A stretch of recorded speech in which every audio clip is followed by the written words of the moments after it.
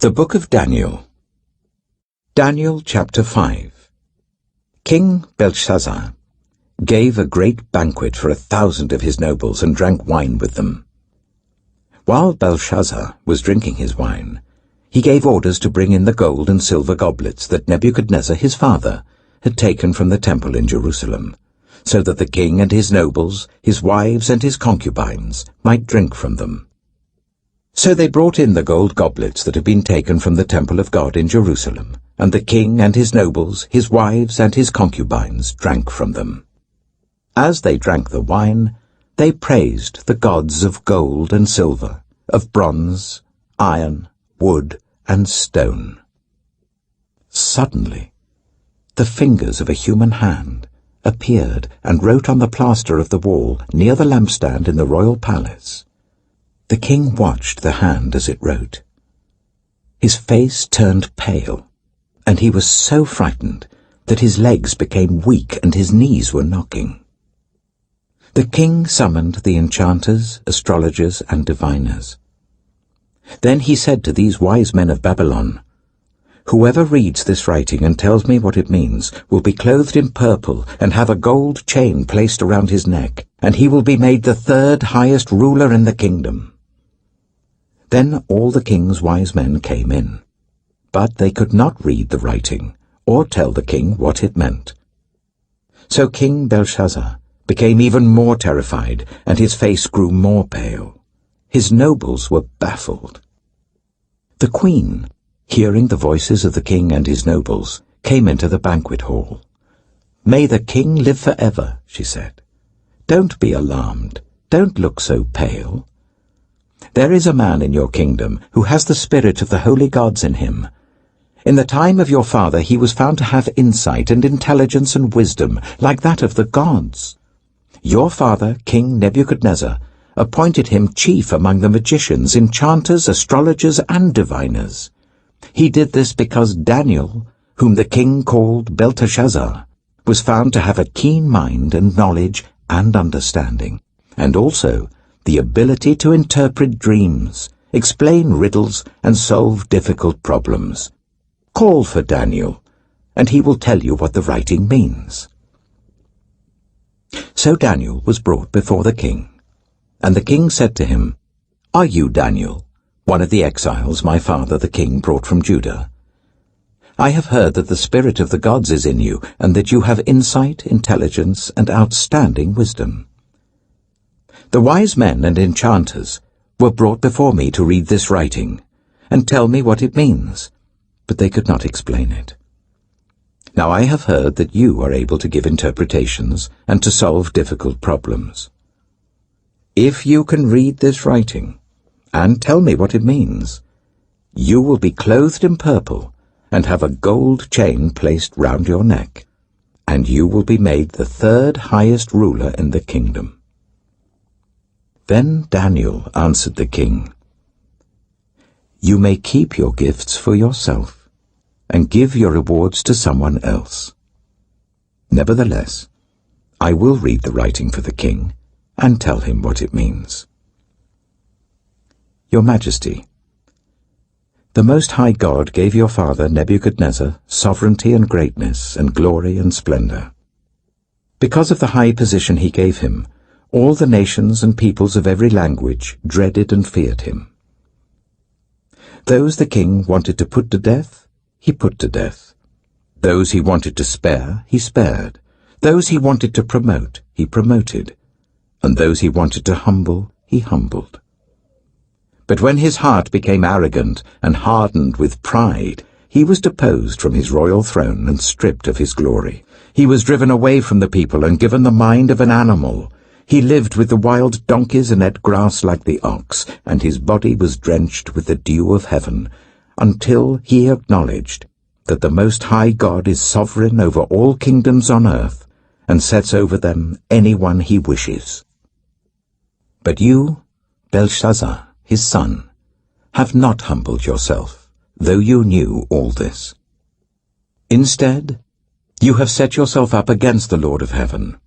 You had the goblets from his temple brought to you, and you and your nobles, your wives and your concubines drank wine from them.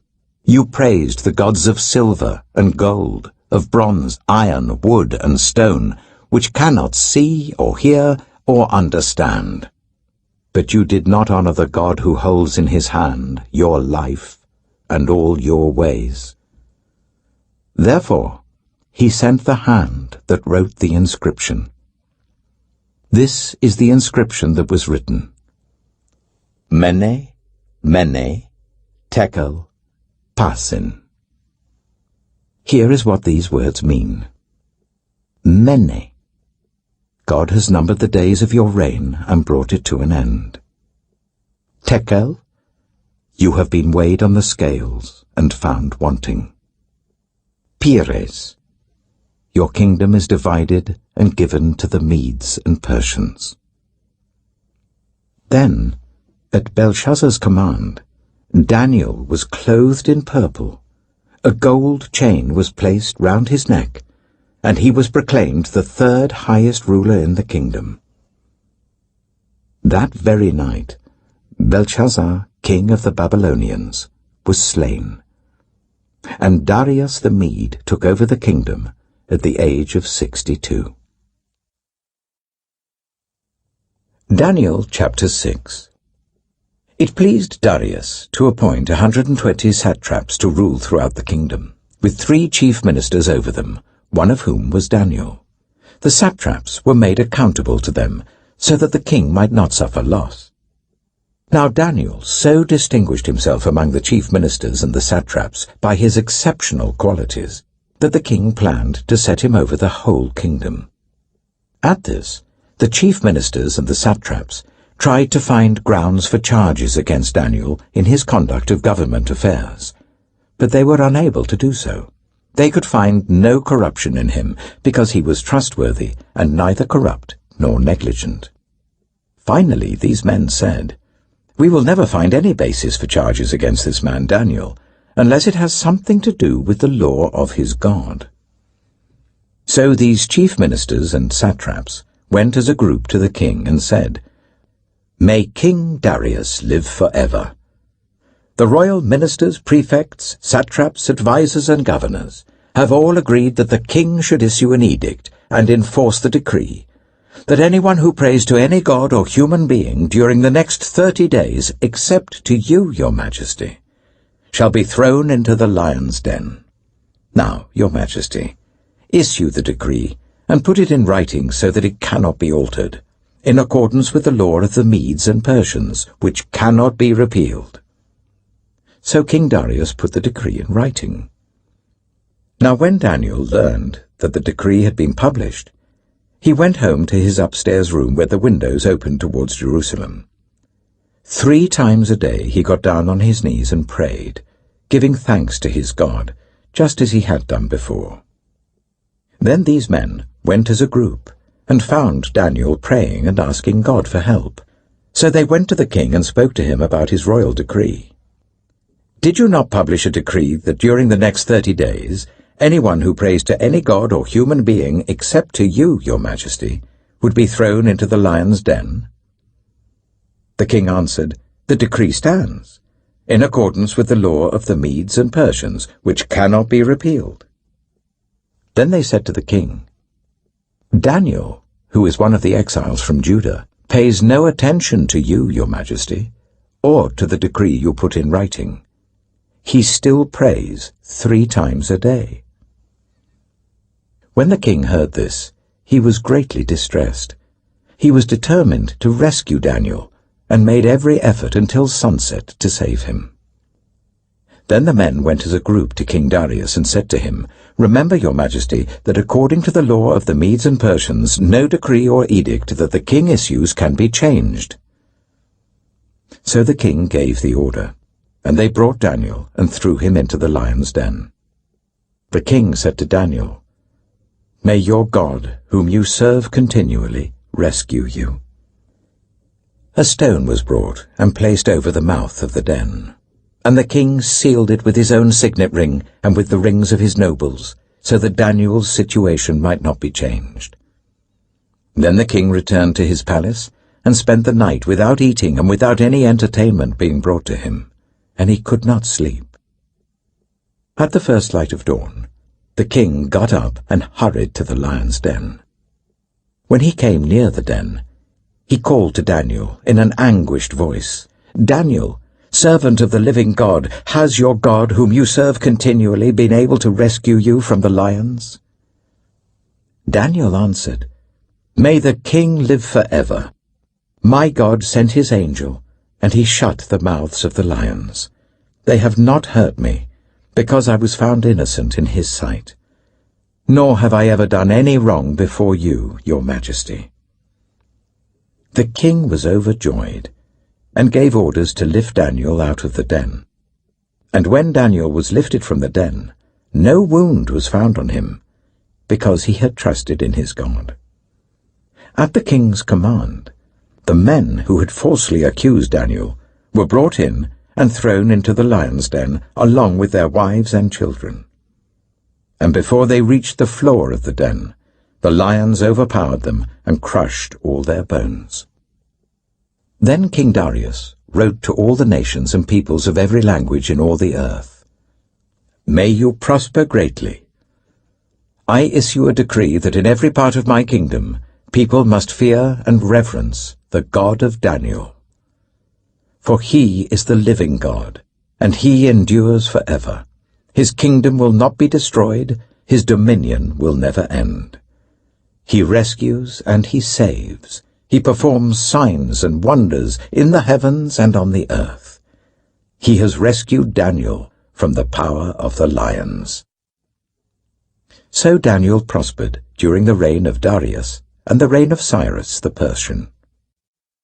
Daniel chapter 7. In the first year of Belshazzar, king of Babylon, Daniel had a dream, and visions passed through his mind as he was lying in bed. He wrote down the substance of his dream. Daniel said, "In my vision at night I looked, and there before me were the 4 winds of heaven churning up the great sea. 4 great beasts, each different from the others, came up out of the sea. The first was like a lion, and it had the wings of an eagle. I watched until its wings were torn off, and it was lifted from the ground so that it stood on 2 feet like a human being. And the mind of a human was given to it. And there before me was a second beast, which looked like a bear. It was raised up on one of its sides, and it had 3 ribs in its mouth between its teeth. It was told, 'Get up and eat your fill of flesh.' After that, I looked, and there before me was another beast, one that looked like a leopard, and on its back it had 4 wings like those of a bird. This beast had 4 heads, and it was given authority to rule. After that, in my vision at night, I looked, and there before me was a 4th beast, terrifying and frightening and very powerful. It had large iron teeth. It crushed and devoured its victims and trampled underfoot whatever was left. It was different from all the former beasts, and it had 10 horns. While I was thinking about the horns, there before me was another horn, a little one, which came up among them, and 3 of the first horns were uprooted before it. This horn had eyes like the eyes of a human being, and a mouth that spoke boastfully. As I looked, thrones were set in place, and the Ancient of Days took his seat. His clothing was as white as snow. The hair of his head was white like wool. His throne was flaming with fire, and its wheels were all ablaze. A river of fire was flowing, coming out from before him. Thousands upon thousands attended him. 10,000 times 10,000 stood before him. The court was seated, and the books were opened. Then I continued to watch, because of the boastful words the horn was speaking. I kept looking until the beast was slain, and its body destroyed and thrown into the blazing fire. The other beasts had been stripped of their authority, but were allowed to live for a period of time. In my vision at night, I looked, and there before me was one like a son of man, coming with the clouds of heaven. He approached the Ancient of Days and was led into his presence. He was given authority, glory, and sovereign power. All nations and peoples of every language worshipped him. His dominion is an everlasting dominion that will not pass away, and his kingdom is one that will never be destroyed. I, Daniel, was troubled in spirit, and the visions that passed through my mind disturbed me. I approached one of those standing there, and asked him the meaning of all this. So he told me and gave me the interpretation of these things. The 4 great beasts are 4 kings that will rise from the earth. But the holy people of the Most High will receive the kingdom and will possess it forever, yes, forever and ever. Then I wanted to know the meaning of the 4th beast, which was different from all the others and most terrifying, with its iron teeth and bronze claws, the beast that crushed and devoured its victims and trampled underfoot whatever was left. I also wanted to know about the 10 horns on its head, and about the other horn that came up, before which 3 of them fell, the horn that looked more imposing than the others, and that had eyes and a mouth that spoke boastfully. As I watched, this horn was waging war against the holy people and defeating them, until the Ancient of Days came and pronounced judgment in favor of the holy people of the Most High, and the time came when they possessed the kingdom. He gave me this explanation. The 4th beast is a 4th kingdom that will appear on earth. It will be different from all the other kingdoms, and will devour the whole earth, trampling it down and crushing it. The 10 horns are 10 kings, who will come from this kingdom. After them another king will arise, different from the earlier ones. He will subdue 3 kings. He will speak against the Most High and oppress his holy people, and try to change the set times and the laws. The holy people will be delivered into his hands for a time, times and half a time. But the court will sit, and his power will be taken away and completely destroyed forever. Then the sovereignty, power, and greatness of all the kingdoms under heaven will be handed over to the holy people of the Most High. His kingdom will be an everlasting kingdom, and all rulers will worship and obey him. This is the end of the matter. I, Daniel, was deeply troubled by my thoughts, and my face turned pale, but I kept the matter to myself. Daniel chapter 8. In the 3rd year of King Belshazzar's reign, I, Daniel, had a vision, after the one that had already appeared to me. In my vision I saw myself in the citadel of Susa, in the province of Elam. In the vision I was beside the Ulai Canal. I looked up, and there before me was a ram with 2 horns standing beside the canal, and the horns were long. One of the horns was longer than the other, but grew up later. I watched the ram as it charged towards the west and the north and the south. No animal could stand against it, and none could rescue from its power. It did as it pleased, and became great. As I was thinking about this, suddenly a goat with a prominent horn between its eyes came from the west, crossing the whole earth without touching the ground. It came towards the 2-horned ram I had seen standing beside the canal and charged at it in great rage. I saw it attack the ram furiously, striking the ram and shattering its 2 horns. The ram was powerless to stand against it. The goat knocked it to the ground and trampled on it, and none could rescue the ram from its power. The goat became very great, but at the height of its power, the large horn was broken off, and in its place 4 prominent horns grew up towards the 4 winds of heaven. Out of one of them came another horn, which started small but grew in power to the south and to the east and towards the beautiful land.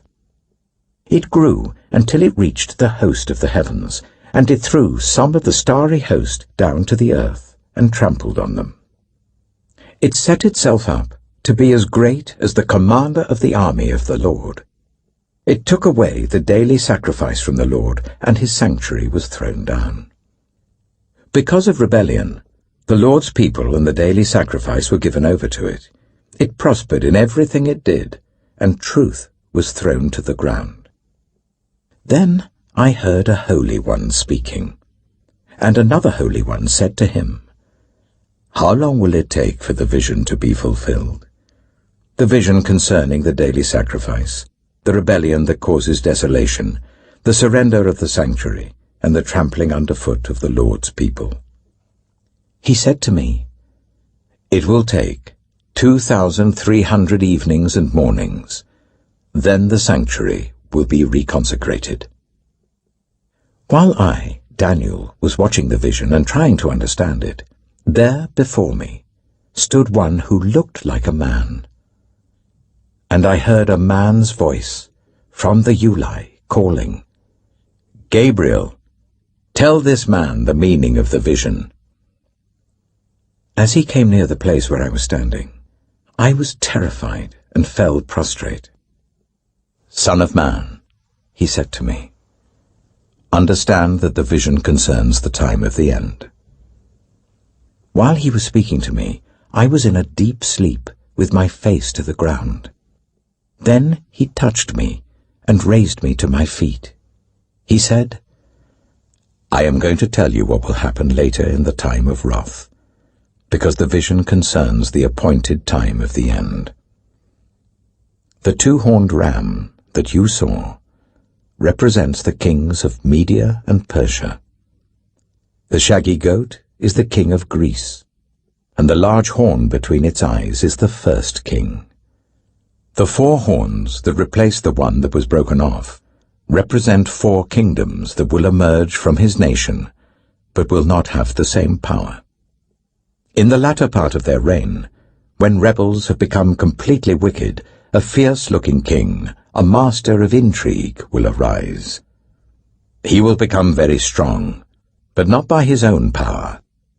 He will cause astounding devastation and will succeed in whatever he does. He will destroy those who are mighty, the holy people. He will cause deceit to prosper, and he will consider himself superior. When they feel secure, he will destroy many and take his stand against the Prince of Princes. Yet he will be destroyed, but not by human power. The vision of the evenings and mornings that has been given you is true, but seal up the vision, for it concerns the distant future." I, Daniel, was worn out. I lay exhausted for several days. Then I got up and went about the king's business. I was appalled by the vision. It was beyond understanding.